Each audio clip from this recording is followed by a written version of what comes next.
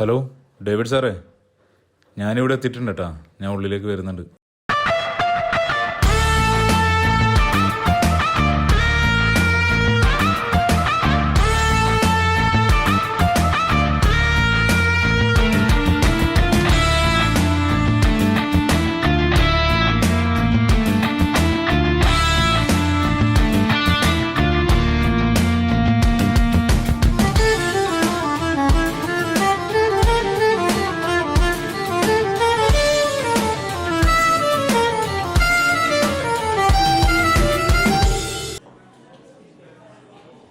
എടാ, നീ പേടിക്കണ്ടെന്ന് പറഞ്ഞില്ലേ?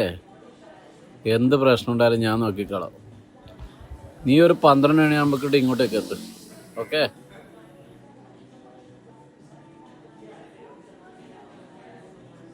എടാ, തീരെ സമയമില്ല. പടം പിടിക്കാന്ന് പറഞ്ഞൊക്കെ ശരി തന്നെയാ. പക്ഷെ നല്ല പടമാണെങ്കിൽ മാത്രമേ ഞാൻ പൈസ ഇറക്കൂ.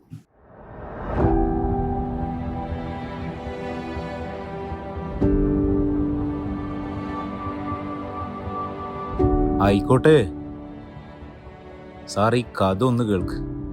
നീ ത്രെഡ് എന്താണെന്ന് പറഞ്ഞ? തൻ്റെ സുഹൃത്തിനെ കൊന്നവനെ സ്വയം കണ്ടെത്തി പക വീട്ടുന്ന ഹീറോ. അതാണ് എൻ്റെ പ്ലോട്ട്. ഫ്രഷ്. സാർ, ഇതിൽ കുറച്ച് വ്യത്യസ്തത ഉണ്ട്. സാർ, ഇതൊന്ന് മുഴുവനായി കേൾക്ക്. എന്നാ നീ പറഞ്ഞൊന്ന് തോലക്ക്. ഓക്കേ. ഈ കഥ തുടങ്ങുന്നത് ആരുടെയോ കത്തിക്കിരയാണ്ടി വരുന്ന സുഹൃത്തിൻ്റെ ഫോട്ടോ നോക്കി നിൽക്കുന്ന നായകനിൽ നിന്നാണ്. തൻ്റെ സുഹൃത്തിൻ്റെ ദുരൂഹമരണം അംഗീകരിക്കാൻ പറ്റാത്ത നായകൻ കൊലയാളിയെ കണ്ടെത്താൻ തീരുമാനിക്കുന്നു.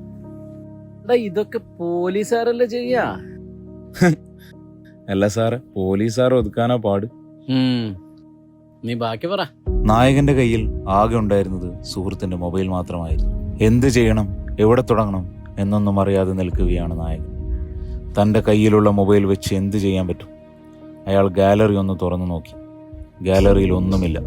ബട്ട് റീസെൻ്റ്ലി ഡിലീറ്റഡിൽ നോക്കിയപ്പോൾ തൻ്റെ സുഹൃത്ത് എപ്പോഴോ എടുത്തു വെച്ച ഒരു സിമൻറ്റ് ജാക്കാണ് റീസെൻ്റ് ഫോട്ടോ. പക്ഷെ അതിലേക്ക് സൂക്ഷിച്ചു നോക്കിയ നായകൻ കണ്ടത് ആ സിമൻറ്റ് ജാക്കിൽ എഴുതിയ വാക്കാണ് DZ. എന്താണെന്നതറിയില്ല. ഇനി എന്തു ചെയ്യും? എന്തെങ്കിലും ഒരു ഫോൺ റെക്കോർഡിംഗ് കിട്ടിയിരുന്നെങ്കിൽ വല്ല തുമ്പും കിട്ടിയാനെ. അതില്ല. പക്ഷെ നായകന് പെട്ടെന്നൊരു കാര്യം ഓർമ്മ വരുന്നു. Voice mail. ഐഫോൺ ആയതുകൊണ്ട് തന്നെ അതുണ്ടാകും. ഓരോ വോയിസ് മെയിലും അയാൾ ഇരുന്ന് കേട്ടു. പക്ഷേ അതിലൊന്നിങ്ങനെയാണ്: അവനെ വിളിച്ചിട്ട് കിട്ടുന്നില്ല. അവരുടെ അന്നേ പറഞ്ഞതാണ് DZ ചാക്കിലേക്ക് പോകണ്ട. അപ്പൊ അന്ന് ഫോൺ എടുക്കുന്നില്ല. അത് പറഞ്ഞ ആളുടെ പേര് നോട്ട് ചെയ്തു. Bimal DV cements. അയാളെ മീറ്റ് ചെയ്യാൻ തീരുമാനിക്കുന്നു.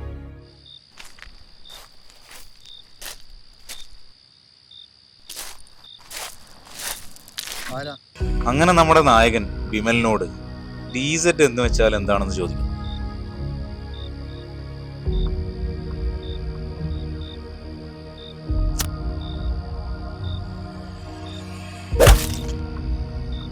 ഞാൻ ഒന്നും ചെയ്തില്ല സാറേ. ടോണി സാറെ വിളിക്കാൻ പറഞ്ഞത്.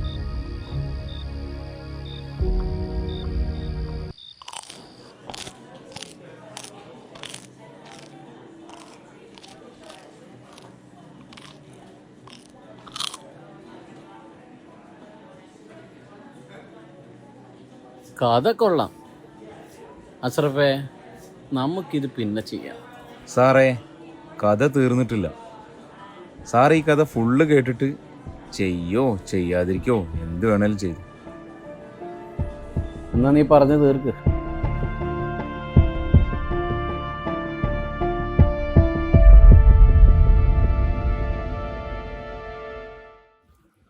ടോണി ആരാണെന്നറിയാൻ അയാൾ DV സിമൻറ്റ് കമ്പനിയിലെ എല്ലാ ലേബേഴ്സിൻ്റെയും അവരുടെ മൊബൈൽ നമ്പറിൻ്റെയും ലിസ്റ്റ് എടുത്തു. പക്ഷേ അങ്ങനെ ആരുമില്ല. നമ്മുടെ ഹീറോ എവിടെയും എത്താതെ നിൽക്കുകയാണ്. അയാൾ വെറുതെ ഒരു സിമൻറ്റ് ചാക്ക് നോക്കുന്നു.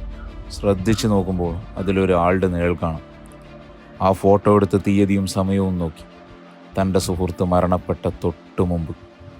ആ നിഴൽ ടോണിയാവാമെന്ന് മനസ്സിലാക്കി അയാൾ പക വീട്ടാൻ പോകുന്നു. എടാ, കഥ കൊള്ളാം, പക്ഷെ സമയമില്ല. അപ്പോ നീ പോയതല്ലേ?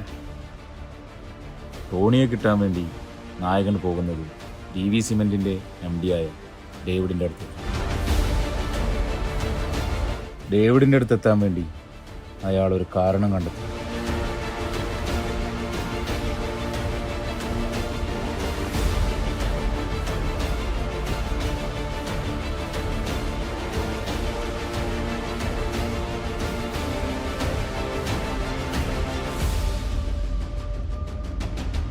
പറടെ ഇവിടെ എന്തായിരുന്നു പതറുന്നേ?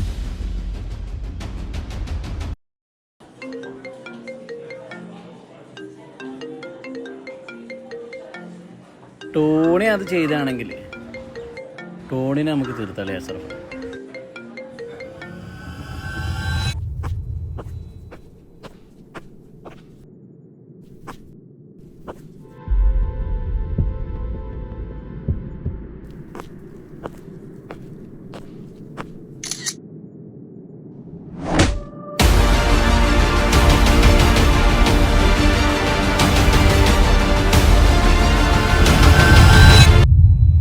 തൻ്റെ ഓർഡർ ഇല്ലാതെ ടോണിക്കത് ചെയ്യാൻ പറ്റോ?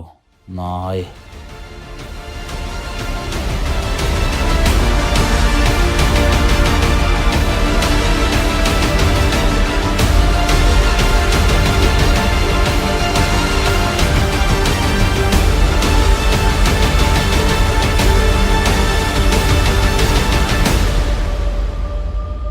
ഇല്ല, ഞാൻ പറഞ്ഞതല്ല, ടോണി പറഞ്ഞത്.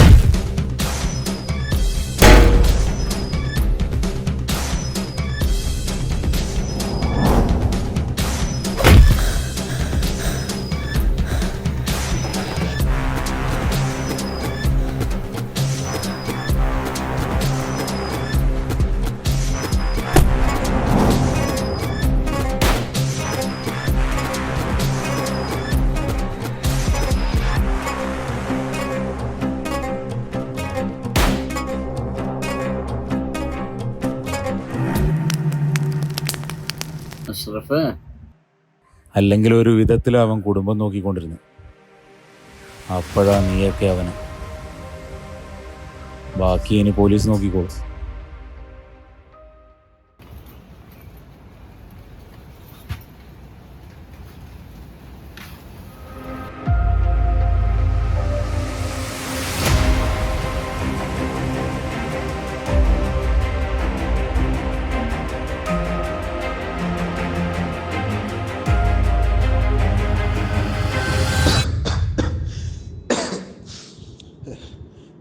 എന്നെ നിങ്ങൾക്ക് വെറുതെ വിട്ടൂടെ?